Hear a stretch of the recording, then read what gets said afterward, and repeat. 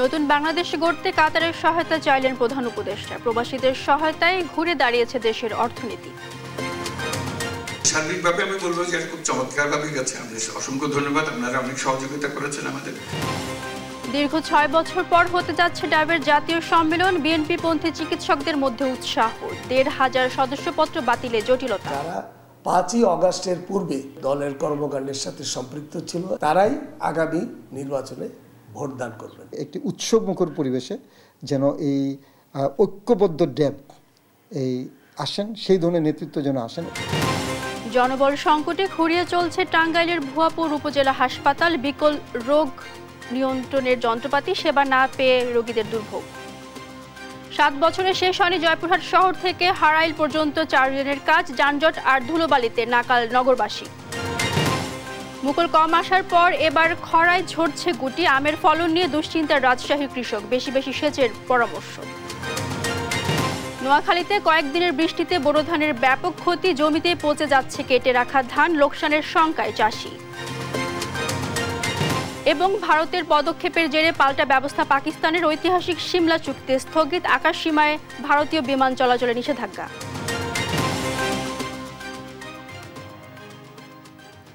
দর্শক শুভ সকাল, দেখছিলেন শিরোনামগুলো। সংবাদের সকালে আপনাদের সাথে আছি মারজানা শক্তি। জানাবো বিস্তারিত খবর। নতুন বাংলাদেশ গড়তে কাতারের কাছে বিনিয়োগ সহ অর্থনৈতিক ও কূটনৈতিক সহযোগিতা চেয়েছেন প্রধান উপদেষ্টা ডক্টর মোহাম্মদ ইউনূস। আর দেশটির প্রধানমন্ত্রী শেখ মোহাম্মদ বিন আব্দুল রহমান বিন জসিম আল থানি বলেন, বাংলাদেশ কাতার সম্পর্ক নতুন উচ্চতায় পৌঁছাবে। কাতারের 2 নেতার সাক্ষাতে এমন নানা বিষয়ে আলোচনা হয়। এদিকে বাংলাদেশকে অর্থনৈতিক হাব হিসেবে তৈরির চেষ্টায় ইতিবাচক সাড়া মিলেছে বলে জানিয়েছেন প্রধান উপদেষ্টার প্রেস সচিব। সাইফুর রিপনের প্রতিবেদন। বৃহস্পতিবার কাতারের দোহায় প্রধানমন্ত্রীর কার্যালয়ে দেশটির প্রধানমন্ত্রী শেখ মোহাম্মদ বিন আব্দুল রহমান বিন জসিম আল থানির সঙ্গে সাক্ষাৎ করেন প্রধান উপদেষ্টা ডক্টর মোহাম্মদ ইউনূস। এ সময় নতুন বাংলাদেশ গড়তে বিনিয়োগ করা সহ অর্থনৈতিক ও কূটনৈতিক সহযোগিতা চান প্রধান উপদেষ্টা। পারস্পরিক সহযোগিতা বাড়াতে প্রধান উপদেষ্টাকে উচ্চ পর্যায়ের কারিগরি দল পাঠানোর পরামর্শ দেন কাতারের প্রধানমন্ত্রী। এ সময় আর্থনা সামিটের সাইডলাইনে উচ্চ পর্যায়ের বৈঠকের জন্য কাতারের প্রধানমন্ত্রীকে ধন্যবাদ জানিয়ে রোহিঙ্গা প্রত্যাবাসনে পুনরায় সহযোগিতা চান প্রধান উপদেষ্টা। এদিন কাতারের একটি হোটেলে প্রবাসী বাংলাদেশিদের সঙ্গেও মতবিনিময় করেন প্রধান উপদেষ্টা। দেশের অর্থনীতিকে মজবুত রাখতে ভূমিকা রাখায় প্রবাসীদের ধন্যবাদ জানান ডক্টর মোহাম্মদ ইউনূস। পুরো অর্থনীতি চলতেছে, কত মাল আমরা পাঠাতে পারলাম, কত সস্তায় পাঠাতে পারলাম।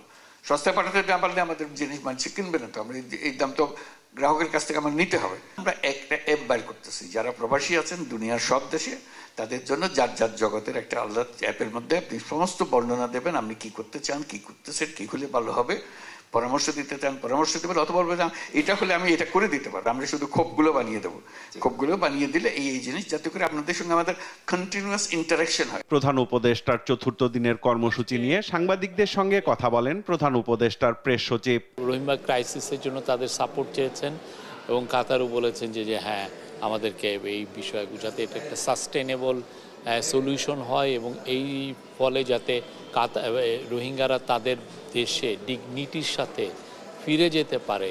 কাতার সরকারের ইতিবাচক সাড়া পাওয়া গেছে বলেও জানান শফিকুল আলম। উনি ইন্টারিম গভর্নমেন্ট একটা ম্যানুফ্যাকচারিং ইকোনমিক হাব বানাতে চান। এটা শুধু বাংলাদেশের জন্য না, এটা পুরো রিজিয়নের জন্য। সাইফুল রিপন, দেশ টিভি, ঢাকা।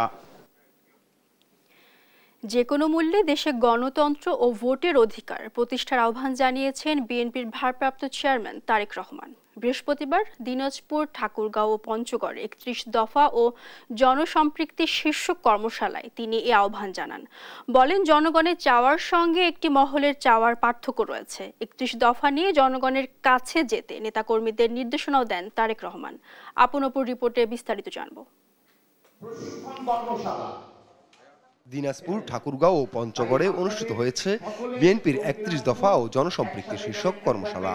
অনুষ্ঠানে ভার্চুয়ালি যুক্ত হয়ে বক্তব্য রাখেন দলটির মহাসচিব মির্জা ফখরুল ইসলাম আলমগীর। তিনি বলেন, সামনে নির্বাচন মাথায় রেখে সব নেতাকর্মীদের ঐক্যবদ্ধভাবে এগিয়ে যেতে হবে।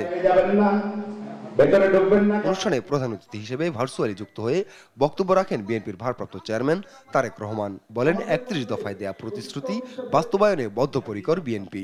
তিনি বলেন কোনোভাবেই যেন গণতন্ত্রের উত্তরণ বাধাগ্রস্ত না হয়, বাধাগ্রস্ত হলে সবকিছু ধ্বংস হয়ে যাবে। কোনোভাবেই যাতে গণতন্ত্রের উত্তরণ, মানুষের ভোটের অধিকার, রাজনৈতিক অধিকার বাধাগ্রস্ত না হয়।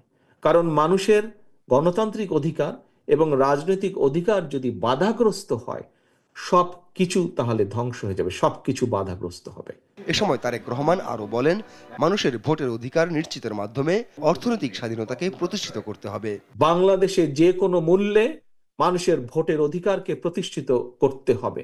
বাংলাদেশে যে কোনো মূল্যে গণতন্ত্র প্রতিষ্ঠার মাধ্যমে, মানুষের ভোটের অধিকার প্রতিষ্ঠার মাধ্যমে মানুষের অর্থনৈতিক স্বাধীনতাকে প্রতিষ্ঠিত করতে হবে। বিএনপির প্রতিটি নেতাকর্মীকে জনগণের সঙ্গে থাকতে প্রতিশ্রুতিবদ্ধ হওয়ার আহ্বান জানান তারেক রহমান। আপনার সংস্কার কার্যক্রমকে যদি আপনার চলমান রাখতে হয়, বাস্তবায়ন করতে হয়, আপনাকে জনগণের কাছে যেতে হবে। আপন অপু, নিউজ ডেস্ক, দেশ টিভি। নির্বাচন আয়োজনে ইসির প্রস্তুতি ইতিবাচক বলে মন্তব্য করেছেন বিএনপির স্থায়ী কমিটির সদস্য আমির খসরু মাহমুদ চৌধুরী। আর বিএনপির সিনিয়র যুগ্ম মহাসচিব রুহুল কবির রিজভী বললেন, ফ্যাসিস্ট সরকারের দোসররা আদালতে হুমকি ধামকির মাধ্যমে অন্তর্বর্তী সরকারকে অকার্যকর করার চেষ্টা চালিয়ে যাচ্ছে। এদিকে নির্বাচনের রোডম্যাপ দ্রুত ঘোষণার দাবি জানিয়েছেন বিএনপি চেয়ারপারসন উপদেষ্টা জয়নুল আবেদিন ফারুক। বৃহস্পতিবার রাজধানীতে বিভিন্ন অনুষ্ঠানে এসব কথা বলেন তারা। নিয়াজ মোর্শেদের রিপোর্ট। বাংলাদেশকে স্থিতিশীল করতে নির্বাচনের কোনো বিকল্প নেই মন্তব্য করে বিএনপি চেয়ারপারসনের উপদেষ্টা জয়নুল আবেদিন ফারুক দ্রুত নির্বাচনের রোডম্যাপ ঘোষণার দাবি জানান। বৃহস্পতিবার সকালে জাতীয় প্রেস ক্লাবে এক আলোচনা সভায় অংশ নিয়ে কথা বলেন তিনি। আর বিএনপির নয়াপল্টনের কার্যালয়ে দলটির সিনিয়র যুগ্ম মহাসচিব রুহুল কবির রিজভী সংবাদ সম্মেলন করে বলেন, শেখ হাসিনার দোসররা আদালতে দাঁড়িয়ে হুমকি ধামকির মাধ্যমে বর্তমান সরকারকে অকার্যকর করার চেষ্টা করছে। হাসিনার গণহত্যাকারী বাহিনীর নেতারা দীর্ঘ 15.5 বছরের ভয়াবহ অপশাসনের জন্য ক্ষমা চাওয়া তো দূরে থাক, উল্টো আদালতে হুমকি দামকি দিচ্ছেন। হাজারো শহীদের রক্তের উপর দাঁড়িয়ে আরো বড় ফ্যাসিস্ট হয়ে ফিরে আসার হুমকি দিচ্ছে। বৃহস্পতিবার বিকেলে গুলশানের বিএনপি চেয়ারপারসনের কার্যালয়ে দুটি রাজনৈতিক দল জন অধিকার পার্টি ও গণতান্ত্রিক বাম ঐক্যের সঙ্গে বিএনপির লিয়াজু কমিটির বৈঠক হয়। বৈঠক শেষে বিএনপির স্থায়ী কমিটির সদস্য আমির খসরু মাহমুদ চৌধুরী বলেন, নির্বাচন ঘিরে ইসির প্রস্তুতি ইতিবাচক, দিনক্ষণ প্রকাশ করার আহ্বান জানান তিনি। সংস্কারের জন্য অপেক্ষা নয় যে নির্বাচন কমিশন বলেছে যে নির্বাচন হচ্ছে মানুষের ভোটাধিকারের মাধ্যমে একটি গণতান্ত্রিক সরকার প্রতিষ্ঠা করে গণতান্ত্রিক অর্ডার ফিরিয়ে আনে। এটা একটা ক্লিয়ার কাট হচ্ছে জনগণের ম্যান্ডেট, জনগণের মালিকানার বিষয়। আর সংস্কার হচ্ছে যেটা কারেক্টলি বলেছে, সংস্কার হচ্ছে চলমান প্রক্রিয়া। কারা গণতন্ত্র চায় আর কারা চায় না তা জনগণকে ঠিক করতে দেওয়া হোক বলেও মন্তব্য করেন তিনি। নিয়াজ মোর্শেদ, দেশ টিভি, ঢাকা। 15.5 বছর চেপে বসা ফ্যাসিবাদী শাসন ব্যবস্থা এত সহজে ভেঙে পড়বে তা কল্পনাও করেনি দেশের মানুষ। মুখ খুলে কথা বলতে পারবেন তা চিন্তাও করেনি বলে মন্তব্য করেছেন জামায়াতে ইসলামের আমির ডাক্তার শফিকুর রহমান। আর অবসরপ্রাপ্ত ব্রিগেডিয়ার জেনারেল আব্দুল্লাহিল আমান আজমি বলেছেন, ভারতের প্রভাবমুক্ত হতে হলে এদেশে আওয়ামী লীগের রাজনীতি বন্ধ করতে হবে। এদিকে মানুষের আইন বাদ দিয়ে দেশের মধ্যে আল্লাহর আইনকে প্রতিষ্ঠার আহ্বান জানিয়েছেন জামায়াতে ইসলামের নায়েবে আমির অধ্যাপক মুজিবুর রহমান। এনআই নাহিদের রিপোর্ট। বৃহস্পতিবার কাফরুল থানা দক্ষিণ আয়োজিত দাওয়াতি গণসংযোগ ও সহযোগী সদস্য সংগ্রহ পথসভায় অংশ নেন জামায়াতে ইসলামী আমির ডাক্তার শফিকুর রহমান। অনুষ্ঠানে তিনি বলেন, গেল 15 বছরে আওয়ামী লীগ গুম, খুন, অত্যাচারের সব সীমা পার করে ফেলেছে। 15.5 বছর বাংলাদেশের মানুষ নির্যাতিত হয়েছে, লক্ষ লক্ষ মানুষ, হাজার মানুষকে জীবন দিতে হয়েছে, হাজার মানুষকে আয়না করে নিয়ে বেখবর করে রাখা হয়েছে, আবার হাজার মানুষ পঙ্গু হয়েছে। কিন্তু সব কিছুর একটা সীমা থাকে। আল্লাহ জালিমদেরকে ছাড় দেন কিন্তু ছেড়ে দেন না। বৃহস্পতিবার সন্ধ্যায় রাজধানীর ইনস্টিটিউশন অব ডিপ্লোমা ইঞ্জিনিয়ার্স মিলনায়তনে জামায়াতের ঢাকা মহানগরী দক্ষিণের উদ্যোগে হজ কর্মশালায় জামায়াতের কেন্দ্রীয় নায়েবে আমির অধ্যাপক মুজিবুর রহমান ও সেক্রেটারি জেনারেল মাওলানা রফিকুল ইসলাম খান সহ কেন্দ্রীয় ও মহানগরী নেতারা অংশ নেন। এ সময় মানুষের আইন বাদ দিয়ে দেশের মধ্যে আল্লাহর আইনকে প্রতিষ্ঠার আহ্বান জানান জামায়াত নেতারা। মানুষের আইনকে নিচে নামাইতে হবে আর আল্লাহর আইনকে ঊর্ধ্বে তুলে ধরতে হবে। এদিকে ঢাকা বিশ্ববিদ্যালয়ের সমাজবিজ্ঞান অনুষদের মোজাফফর আহমেদ চৌধুরী মিলনায়তনে আওয়ামী লীগের সময়ে খুন, গুম ও আয়নাঘর প্রকল্প বিষয়ক আলোচনা সভায় প্রধান অতিথি ছিলেন অবসরপ্রাপ্ত ব্রিগেডিয়ার জেনারেল আব্দুল্লাহ হিল আমান আজমি। এ সময় তিনি বলেন, সংস্কার এবং বিচারের আগে কোনো নির্বাচন নয়। সংস্কার এবং বিচার ছাড়া এই ফ্যাসিবাদ যদি জুলাই হত্যা সহ গুম খুন এগুলোর বিচারের আগে কোনো নির্বাচন নয়, কারণ নির্বাচিত কোনো দল করবে আমি এমন কোনো আশা দেখি না। নির্বাচিত দল যেগুলো বিচার করবে আর সংস্কার করবে তাহলে তার 53 বছর করেনি কেন? অন্তর্বর্তী সরকারকে যৌক্তিক সময় দেয়া প্রয়োজন বলেও মত দেন বক্তারা। এনআই নাহিদ, দেশ টিভি, ঢাকা। সম্প্রতি দুই উপদেষ্টার সাবেক এপিএসের দুর্নীতির অভিযোগের বিষয়ে আইন মেনেই সিদ্ধান্ত নেবে দুর্নীতি দমন কমিশন দুদক। বৃহস্পতিবার দুপুরে বিষয়টি নিশ্চিত করেন সংস্থাটির মহাপরিচালক। এদিকে অবৈধ সম্পদ অর্জনের অভিযোগে সাবেক পররাষ্ট্র প্রতিমন্ত্রী শাহরিয়ার আলম এবং ভোলা ৪ আসনের সাবেক এমপি আব্দুল্লাহ আল ইসলাম জ্যাকবের বিরুদ্ধে মামলা করেছে দুদক। ফজলে আদিত্যের রিপোর্ট।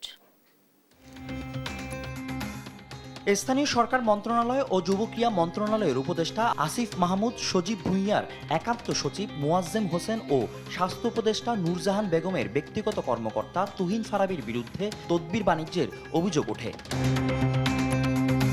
সম্প্রতি দেশের প্রথম সারির গণমাধ্যমে এমন তথ্য প্রকাশিত হওয়ার পর নড়েচড়ে বসে দুর্নীতি দমন কমিশন দুদক। অভিযোগ ওঠে ফেসিবাদের দোসর চিকিৎসক, প্রকৌশলী সহ বিভিন্ন পর্যায়ের সরকারি কর্মকর্তাদের অর্থের বিনিময়ে পুনর্বাসন করে বৈষম্য বিরোধী ছাত্র আন্দোলনের নেতৃত্ব দেয়া এই ছাত্র প্রতিনিধিরা বিনিময়ে হাতিয়ে নেন কোটি কোটি টাকা।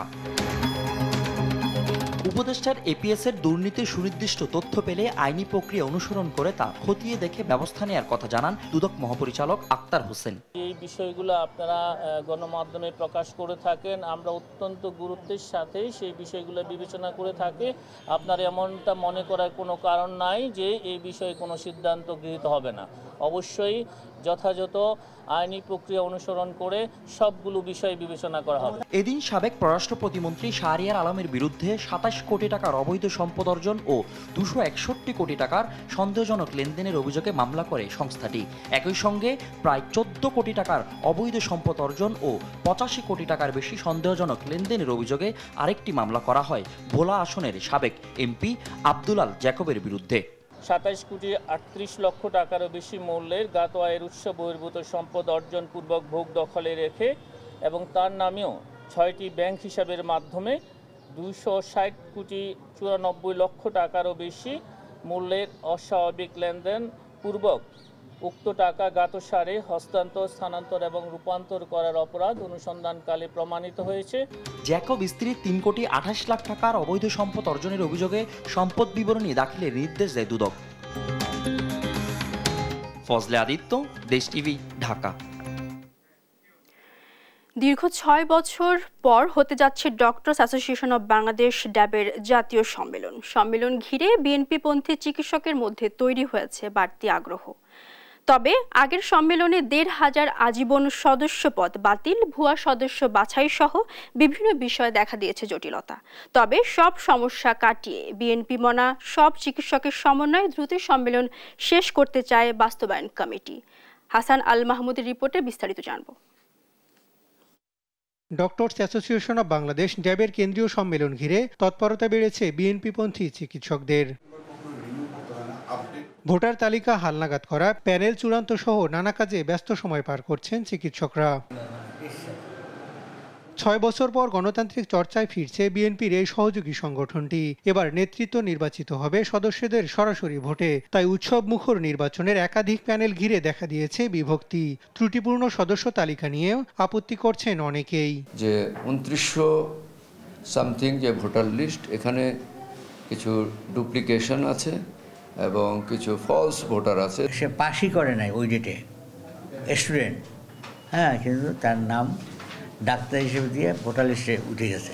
এবারে নির্বাচন সব সদস্যদের অংশগ্রহণে অন্তর্ভুক্তিমূলক করার দাবি জানান ড্যাব সদস্যরা। 2350 যে লাইভ মেম্বার ছিল সেখান থেকে 1531 জন বাদ পড়েছে, তাদেরকে এখানে এই ভোটার তালিকায় সংযুক্ত করে তারপরেই এই নির্বাচন হতে হবে। ঐক্যবদ্ধ আমরা ছিলাম, ঐক্যবদ্ধ আছি, সামনে আরো ভালোভাবে আমরা কাজ করার সুযোগ পাব। পতিত আওয়ামী লীগের আমলে সদস্যপদ নবায়ন না করা, সংগঠনের সঙ্গে নিয়মিত যোগাযোগ না রাখা সহ বিভিন্ন কারণে কিছু সদস্যের পদ বাতিল হয় বলে জানান ড্যাবের সদ্য বিলুপ্ত কমিটির সভাপতি। কারণ বহু লাইভ মেম্বারের কাছে আমরা, আমাদের ছেলেরা, আমরা নিজেরা গিয়েছি যে ভাই আপনার ফর্মটা শুধু আপনি ইনফরমেশনটা আপডেট করে দিবেন, কোনো টাকা লাগবে না। They did not agree with us. সেই কারণে আমাদের চেয়ারম্যানের সাথে আলাপ হওয়ার পরে একটা সিদ্ধান্ত হয়েছে নেতৃবৃন্দের যে যারা 5ই অগাস্টের পূর্বে দলের কর্মকাণ্ডের সাথে সম্পৃক্ত ছিল এবং সদস্যপদ গ্রহণ করেছিল তারাই আগামী নির্বাচনে ভোটদান করবেন। নির্বাচন ঘিরে একাধিক প্যানেল থাকলেও সবাইকে নিয়ে নির্বাচনের প্রস্তুতি হচ্ছে বলে জানান সম্মেলন বাস্তবায়ন কমিটির এই সদস্য। সংগঠনের যারা মেম্বার আছেন তারা তাদের মেম্বারশিপগুলো কি কতটুকু যাচাই বাছাইয়ের কাজ চলছে এই মুহূর্তে। তো সেখানে আমরা আশা করি যে একটি উৎসবমুখর পরিবেশে যেন এই ঐক্যবদ্ধ ড্যাব এই আসেন, সেই ধরনের নেতৃত্ব যেন আসেন। দ্রুত নির্বাচনের দিনক্ষণ ঘোষণা হবে বলেও জানান তিনি। হাসান আল মাহমুদ, দেশ টিভি, ঢাকা। আইন শৃঙ্খলা পরিস্থিতি নিয়ন্ত্রণে রাখতে গভীর রাতে চেকপোস্ট বসিয়ে তল্লাশি চালাচ্ছে যৌথ বাহিনী। শুক্রবার মধ্যরাতে হাতির ঝিলে চিত্র দেখা যায়। পুলিশ জানায় রাতে রাজধানীবাসী যেন নিরাপদে এবং নির্বিঘ্নে চলাচল করতে পারে সেই উদ্দেশ্যেই তাদের অভিযান। তারা আরও জানায় আইন শৃঙ্খলা পরিস্থিতি স্বাভাবিক রাখতে তাদের এই তল্লাশি কার্যক্রম সবসময় চলমান থাকবে। এ সময় বৈধ কাগজপত্র ছাড়া মোটরসাইকেল এবং গাড়ি চালকদের মামলা দিতে দেখা যায়।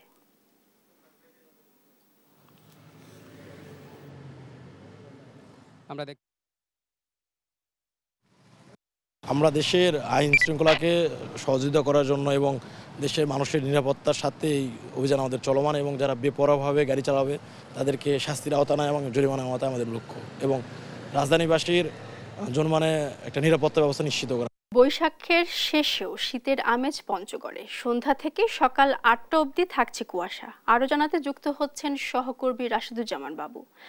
বাবু, পুরো দেশ যখন গরমে কাবু, পঞ্চগড়ে কিন্তু এই চিত্রটা পুরোটাই উল্টো। কি বলছে আসলে আবহাওয়া অফিসের, কারণ কি বলছে আমাদের জানাবেন। শুভ সকাল আপনাকে। আপনি জানেন যে আসলে রাজধানী সহ প্রত্যেকটি জেলায় যখন প্রচণ্ড তাপদাহ, যখন মানুষ অতিষ্ঠ হয়ে গেছে, তখন ভিন্ন চিত্র কিন্তু এই পঞ্চগড়ে। আসলে আমাদের পঞ্চগড়ে কিন্তু আসলে শীত আসে সবার আগে এবং শীত বিদায়ও নেই সবার পরে, কিন্তু এবারে একটু ব্যতিক্রম যে আসলে বৈশাখের শেষ দিকে এসেও কিন্তু আমরা দেখেছি আসলে কুয়াশায় আচ্ছন্ন হয়ে পড়ছে পুরো পঞ্চগড় জেলা। বিশেষ করে যদি বলি যে আগের দিন বিকেল থেকে শুরু করে শীতের যে আবহাওয়া অর্থাৎ ঠান্ডা, সেই ঠান্ডা কিন্তু লাগতে শুরু করে। ভোরবেলা কিন্তু আসলে কাঁথা নিয়ে অনেকে ঘুমাতে শুনতে হয়েছে যে কাঁথা নিয়ে ঘুমানো হয়েছে, এরকম একটি অবস্থা কিন্তু বিরাজ করছে পঞ্চগড়ে। অর্থাৎ কুয়াশার চাদরে কিন্তু ঢাকা পড়ছে পুরো পঞ্চগড় জেলা। আমরা যদি দেখাতে চাই যে আপনাকে, যে এখন পর্যন্ত 8টা পেরিয়ে গেছে, এখন পর্যন্ত কিন্তু আমরা দেখছি যে আসলে কুয়াশা রয়েছে চারদিকে। অর্থাৎ আবহাওয়া অফিসের সাথে আমরা কথা বলেছি, আবহাওয়া অফিস বলছে যে বায়ুমণ্ডলে বাতাসের আর্দ্রতা কমে যাওয়ায় এবং বায়ুমণ্ডলে বাতাসের আর্দ্রতা কমে যাওয়ায় এবং ধূলিকণা বেড়ে যাওয়ায় কিন্তু আসলে এই কুয়াশা বেড়ে যাচ্ছে পঞ্চগড়ে। এই অবস্থা কিন্তু আরও কিছুদিন থাকবে বলে এরকম জানিয়েছে আবহাওয়া অফিসের ভারপ্রাপ্ত কর্মকর্তা জিতেন্দ্রনাথ। আমরা দেখছি যে আসলে বিকেল হলেই কিন্তু আসলে ভারী ধরনের যে কাপড় অর্থাৎ মোটা কাপড়, সেই কাপড়গুলো পরে কিন্তু পরিধান করে আসলে গাড়ি ঘোড়াতে চড়তে হচ্ছে, বাইরে বের হতে হচ্ছে, এরকম একটি অবস্থা কিন্তু সৃষ্টি হয়েছে। আমরা সকালবেলাও যদি দেখি যে সকাল 7টা পর্যন্ত আমরা দেখছি যে 7টা পর্যন্ত হেডলাইট জ্বালিয়ে অনেক গাড়িগুলো কিন্তু আসলে চলাচল করছে। আসলে আবহাওয়ার এই বৈরিতায় কিন্তু হাসপাতালগুলোতে আমরা দেখছি যে রোগীর সংখ্যা, শীতজনিত যে রোগ সেই রোগের মতোই কিন্তু এখন কিন্তু রোগের প্রাদুর্ভাব কিন্তু বেড়ে গেছে বলে এরকম আমরা দেখতে পাচ্ছি হাসপাতালগুলোতে। অর্থাৎ হাসপাতালের যে শয্যা রয়েছে সেই শয্যাগুলো বাদেই কিন্তু আসলে বারান্দায় কিন্তু অনেকে চিকিৎসা নিচ্ছেন এই আবহাওয়াজনিত কারণে। এই ছিল পঞ্চগড় থেকে আমার কাছে সর্বশেষ সংবাদ। মার্জানা। বাবু, আপনাকে ধন্যবাদ। দর্শক, পঞ্চগড়ের আবহাওয়ার খবর জানাচ্ছেন আমাদের সহকর্মী রাশেদুজ্জামান বাবু। অবহেলা, অব্যবস্থাপনা, অনিয়ম আর দুর্নীতির কারণে টাঙ্গাইলের ভুয়াপুর উপজেলা 50 শয্যা বিশিষ্ট স্বাস্থ্য কমপ্লেক্সটি এখন হয়ে উঠেছে ভোগান্তির আরেক নাম। এ নিয়ে একাধিক অভিযোগের পরেও নেওয়া হয়নি কোনো ধরনের পদক্ষেপ। অভিজিৎ ঘোষের পাঠানো তথ্য ছবিতে আরো জানাচ্ছেন অঙ্কন চৌধুরী। টাঙ্গাইলের ভুয়াপুর উপজেলার 50 শয্যা স্বাস্থ্য কমপ্লেক্সটিতে উপজেলা সহ আশেপাশের 3টি উপজেলার মানুষও চিকিৎসা নিতে আসেন। তবে কোটি টাকা ব্যয়ে কেনা যন্ত্রপাতি অকার্যকর অবস্থায় পড়ে আছে। এক্স-রে ফিল্ম না থাকায় সেটি বন্ধ রয়েছে। আল্ট্রাসোনোগ্রাফি মেশিনও ব্যবহার হচ্ছে না। হাসপাতালের সিঁড়ি, মেঝে ও দেয়ালে ময়লা আবর্জনা ও পানের পিকের কারণে জীর্ণ অবস্থা। পুরুষ মহিলা ওয়ার্ডের টয়লেট ব্যবহারের অনুপযোগী, এমনকি অনেক ওয়ার্ডের ফ্যানও বিকল হয়ে রয়েছে। জেনারেটর ব্যবস্থা না থাকায় রাতে বিদ্যুৎ চলে গেলে পুরো হাসপাতালে অন্ধকার হয়ে যায়। অভিযোগ আছে হাসপাতালের কনসালটেন্টরাও আসে না নিয়মিতভাবে। ঘন্টার পর ঘন্টা চিকিৎসকের জন্য অপেক্ষা করলেও ঠিকমতো সেবা পান না রোগীরা। ফলে তাদের বাধ্য হয়ে যেতে হচ্ছে বেসরকারি হাসপাতালগুলোতে। বসে নাই, এখন 10টার দিকে বসে, এখন বসবে না বসবে এটা তো আমরা জানি না। এই ওষুধটা পাওয়া যায় না, হাসপাতালে আসলে মনে করেন যে ফেরত যেতে হয়। তো এখন এগুলো সাপ্লাই না দরকার অত্যন্ত। কিছুদিন খাওয়ার পরে তাহলে তো ওই ফুরা জায়গা ওষুধ, তারপরে এখন ওষুধগুলি আবার আনতে হবে না, তা আনে না। আমার এই বাচ্চা অসুস্থ খুব, শিশু ডাক্তারের কাছে আসছি, তা এখনো আসে নাই। হাসপাতাল কর্তৃপক্ষ অভিযোগ অস্বীকার করে বলেছেন লোকবল সংকট আছে। আর সিভিল সার্জন জানান বিভিন্ন সমস্যা সমাধানের চেষ্টা চলছে। একটা রোগীর পিছনে কটা করে লোক আসে না, লোক আসে তো সেগুলো পরিষ্কার অপরিষ্কার হবে না, সে পরিষ্কার করতে হবে না। আমার তো লোক সংকট আছে, আলটা করার তো লোক নেই। আমাদের লোক আছে, ডাক্তারি তো কমে গেছে অনেক। ওষুধ পাচ্ছে না, সেটা তো আমরা ব্যবস্থা নিচ্ছি। আমাদের যেখানে লেখা দরকার লিখতেছি। আমাকে জানাবেন, আমি এটা ব্যবস্থা নেওয়ার চেষ্টা করবো। সব তো সম্ভব না, সমস্যা অনেক আছে, কম বেশি সব হসপিটালে আছে। আমার লিমিটেশনের মধ্যে যেগুলি আছে এগুলি আমি কভার করার চেষ্টা করবো, যাতে এগুলি মানে কি করা যায়। দ্রুত হাসপাতালের অনিয়মের বিরুদ্ধে ব্যবস্থা দেখতে চান ভুক্তভোগী ও এলাকাবাসী। নিউজ ডেস্ক, দেশ টিভি। জয়পুরহাট শহরের 0 পয়েন্ট থেকে হারাইল 4 লেন সড়ক নির্মাণ কাজ শেষ হয়নি 7 বছরেও। এতে শহরে চরম যানজট ও ধুলোবালির মধ্যে দিয়ে চলছে হাজার হাজার মানুষ। এই ভোগান্তির যেন কোনো শেষ নেই। ঊর্ধ্বতন কর্তৃপক্ষের নির্দেশনা পেলে দ্রুত কাজ শেষ হবে বলে জানায় সড়ক বিভাগ ও জেলা প্রশাসন। রেজাউল করিম রেজার রিপোর্ট জানাচ্ছেন নুসরাত শোভা। জয়পুরহাট শহরের 0 পয়েন্ট থেকে হারাইল পর্যন্ত জয়পুরহাট বগুড়া আঞ্চলিক মহাসড়কের 2.5 কিলোমিটার 4 লেন সড়ক নির্মাণ প্রকল্প অনুমোদন হয় 2017 সালে। 2018 সালের 30 সেপ্টেম্বর কাজের উদ্বোধন করে ঠিকাদারি প্রতিষ্ঠান। কথা ছিল 1.5 বছরের মধ্যেই শেষ হবে কাজ। এরপর থেকে নানা জটিলতায় একের পর এক পরিবর্তন হয়েছে ঠিকাদার। তবে 7 বছরেও কাজের কোনো অগ্রগতি নেই। পুরো সড়ক খানাখন্দে ভরপুর। এতে শহরে চরম যানজট ও ধুলোবালির মধ্য দিয়ে চলছে হাজার হাজার মানুষ। যেন ভোগান্তির কোনো শেষই নেই। কাজ বন্ধ কেন? বন্ধ ড্রেনের নাকি নকশা ত্রুটি হয়েছে। কিভাবে আপনারা নকশা ভুল না সংশোধন কিভাবে করবেন? আমরা চাই আমাদের এই 4 লেন রাস্তাটা কমপ্লিট। আমাদের এই ডিভাইডারটা ছোট দিলে একটু ভালো হতো, কারণ আমরা গাড়ি ঘোড়া নিয়ে যাই, গাড়ি ঘোড়া এই রাস্তাঘাটে গাড়ি ঘুরান যায় না। রোড সাইড আমাদের এটা একখানতে হয়তো 2টা গাড়ি পাস করতে গেলে এই গাড়ির সঙ্গে ওই গাড়ি বসা খাবে। ঊর্ধ্বতন কর্তৃপক্ষের নির্দেশনা পেলে দ্রুতই কাজ শেষ হবে বলে জানায় সড়ক বিভাগ ও জেলা প্রশাসন। জয়পুরহাটের কিন্তু এই একটা মাত্রই রাস্তা। আমরা আপাতত এটাকে পত্র প্রেরণ করেছি এবং আমরা মন্ত্রণালয়ের সাথে যোগাযোগ করেছি এবং অতি দ্রুতই মন্ত্রণালয় থেকে একটা যৌথ টিম এসে এটার সম্ভবত যাচাই করে তারা ডিজাইনটাকে রিডিজাইন করার জন্য সিদ্ধান্ত দিবে আমরা আশা করছি। আগামী 30শে জুন 2025 পর্যন্ত নির্ধারণ করা আছে। আমরা কাজ 30শে জুনের মধ্যেই শেষ করতে পারবো বলে আমরা আশা করতেছি। রাস্তাটি আরো প্রশস্ত করে নির্মাণের দাবি এই ছাত্র নেতার। 24 ফিটের দুই পাশের দুই রাস্তার মাঝখানে যদি 3 ফিটের একটা আইল্যান্ডই দেওয়া হয় তাহলে সেখানে রাস্তার প্রশস্ততা কতটুকু থাকে। তবে আর কোনো আশ্বাস নয়, দ্রুতই সড়ক নির্মাণ কাজ শেষ হবে এই প্রত্যাশা জয়পুরহাটবাসীর। নিউজ ডেস্ক, দেশ টিভি। গ্রীষ্মের প্রখর রোদে এবছর আমের গুটি ঝরছে। চৈত্র বৈশাখে রাজশাহীর সব এলাকায় কাঙ্ক্ষিত বৃষ্টি না হওয়ায় চিন্তার ভাঁজ চাষিদের কপালে। আবার যেসব এলাকায় বৃষ্টি হয়েছে সেখানে গুটি টিকলেও সামনের দিনগুলোতে কালবৈশাখী নিয়ে শঙ্কা তাদের। ফলে গাছে গুটি টেকানো এখন বড় চ্যালেঞ্জ। কাজী শাহেদের প্রতিবেদন। রাজশাহীতে এবার বড় গাছে আমের দেখা কম মিলছে, ভালো করালি দেখা মিলছে ছোট গাছে। বাগানের আম পরিচর্যায় ব্যস্ত সময় কাটাচ্ছেন আম চাষিরা। শুরুতেই গাছে মুকুল কম আসা আর খরাই গুটি ঝরে পড়াই খানিকটা দুশ্চিন্তার ছাপ তাদের কপালে। এবার বড় গাছ থেকে ছোট গাছে গুটি বেশি ছিল, এই জন্য গুটিগুলো আপনার হচ্ছে যে ছোট গাছেই অধিক পরিমাণ আম আসছে আর বড় গাছে আসে নাই। আবহাওয়ার পরিবর্তনের কারণে বৃষ্টি কম, এই জন্য আপনার গুটিগুলো কম টিকছে। মুকুল কমের কারণে আমও কমে বাড়ে, আর আবহাওয়াটা খুব খারাপ, ওয়েদার যদি ভালো হতো তাহলে আমটা ভালো হতো। আশা করছি যে আমাদের গাছে ভালোই ফলন হবে, গুটি অনুযায়ী ভালো ফলন হবে।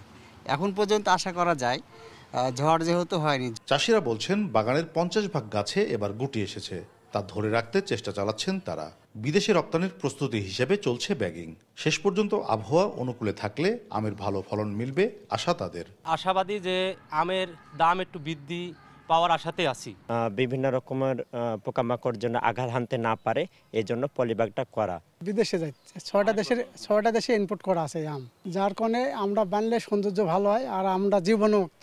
ফল গবেষণা কেন্দ্রের কর্মকর্তারা বলছেন তীব্র খরায় আক্রান্ত হলেও এখন পর্যন্ত গাছে যে পরিমাণ গুটি আছে তার একটি অংশ ক্ষতিগ্রস্ত হতে পারে কালবৈশাখীতে। গুটি টিকিয়ে রাখতে দ্রুত ছত্রাকনাশক ও কীটনাশক স্প্রে ও গাছের গোড়ায় পানি সেচ দিতে হবে। যেসব এলাকায় ইতিমধ্যে বৃষ্টিপাত সংগঠিত হয় নাই সেখানে এখনও কিন্তু এই সেচ প্রদান কার্যক্রম অব্যাহত রাখতে হবে। 15 দিন অন্তর অন্তর এই আম পাড়া অর্থাৎ আম হারভেস্ট করার 20 থেকে 25 দিন আগে এই সেচ কার্যক্রম বন্ধ করতে হবে।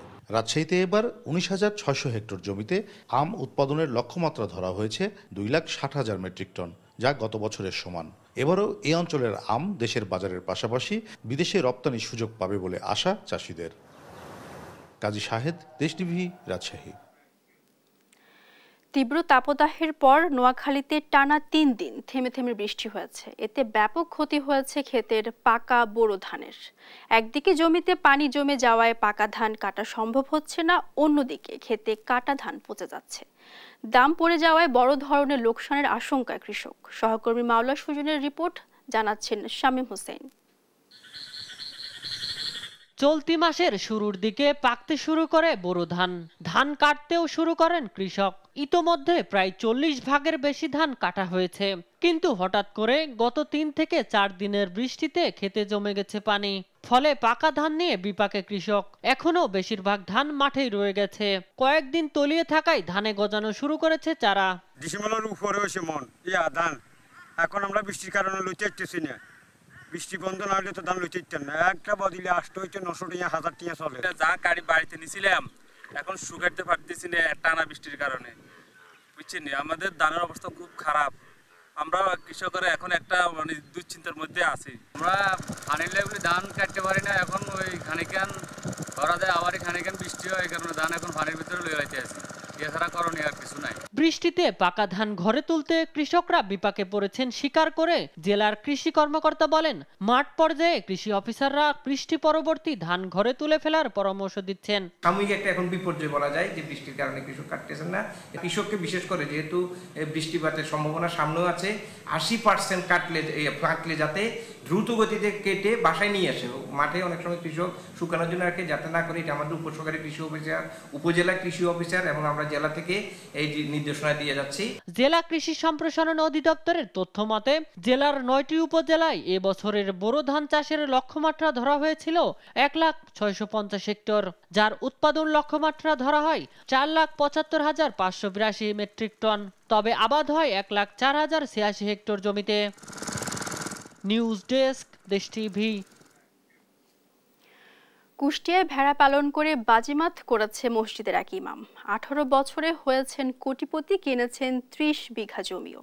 শখের বশে একটি ভেড়া দিয়ে শুরু করলেও তার খামারে এখন রয়েছে 200-রও বেশি ভেড়া, যা থেকে প্রতি বছর আয় করছেন 4 লাখ থেকে 5 লাখ টাকা। ইরফান রানার ক্যামেরায় কুষ্টিয়া থেকে নাহিদ হাসান তিতাসের রিপোর্টে বিস্তারিত জানবো। কুষ্টিয়ার কুমারখালী উপজেলার চর জগন্নাথপুর গ্রামের মসজিদের ইমাম রবিউল ইসলাম 2007 সালে শখের বশে কিনেছিলেন একটি ভেড়া। ওই বছরের 6 মাসের মাথায় 3টি বাচ্চা জন্ম দেয় ভেড়াটি। এরপর আর তাকে পেছনে ফিরে তাকাতে হয়নি। একের পর এক বাড়তে থাকে তার ভেড়ার সংখ্যা। কয়েক বছরের মধ্যেই তার বাড়িটি পরিণত হয় ভেড়ার খামারে। তাদের 10টা 20 15টা বোন থাকে, দুটি করে ঘরে বাচ্চা হলে পরে বছরে মনে করেন যে একবার বাচ্চা দিলে পরে 20টা হয়, 2বার বাচ্চা দিলে পরে 40টা হয়ে যায়। গত 18 বছরের রবিউল তার খামার থেকে 5,000-এরও বেশি ভেড়া বিক্রি করেছেন, যা দিয়ে কিনেছেন 30 বিঘা জমি সহ বেশ কয়েকটি গরু।